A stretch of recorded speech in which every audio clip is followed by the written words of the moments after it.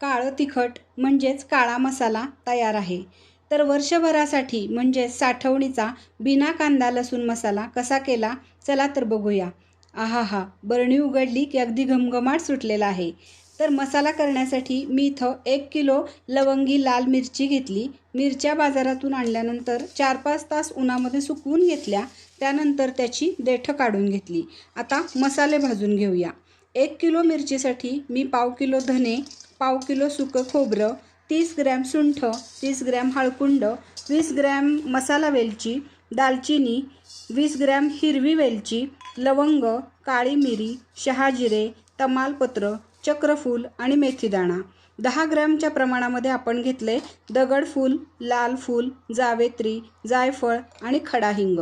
आता खडा हिंग, जायफळ, हळकुंड आणि सुंठ हे मी खलबत्त्यामध्ये थोडंसं अर्धवट असं फोडून घेतलं, म्हणजे ते आतपर्यंत छान तळलं जाईल आणि मसाल्याला त्याचा सुवास छानपैकी लागेल. आता हे सगळे मसाले थोडं थोडं तेल घालून मी भाजून घेणार आहे.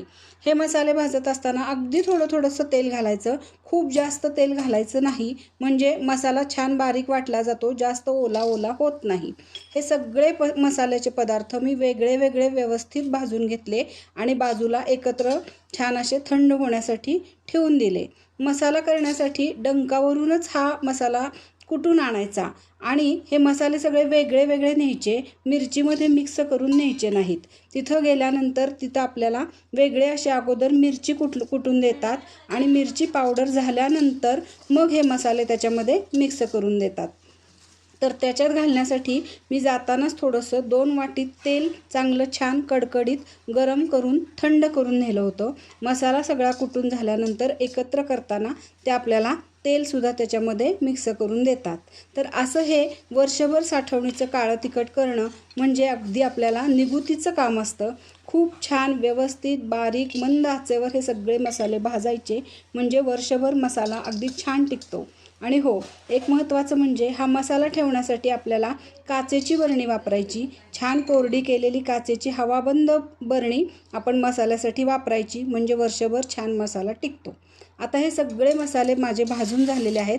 त्यानंतर शेवटी आता मी मिरची भाजून घेणार आहे. मिरची भाजताना ठसका उठतो म्हणून अगोदर मसाले भाजायचे आणि नंतर शेवटी मिरची भाजून घेतली. आता कढीपाला मी धुवून कोरडा करण्यासाठी ठेवला होता, त्यानंतर मी तोही कोरडा झाल्यावर तळून घेतला. हे सगळे मसाले आणि मिरची थंड झाली. आता हे सगळं मी डंकामधून कुटून आणलेलं आहे. त्याच्यात त्यांनी आपल्याला तेलसुद्धा मिक्स करून दिलं. तुम्ही इथं बघू शकता किती छान रंग आलेला आहे तिखटाला. आता छान हवाबंद काचेच्या बरणीत भरून घेते.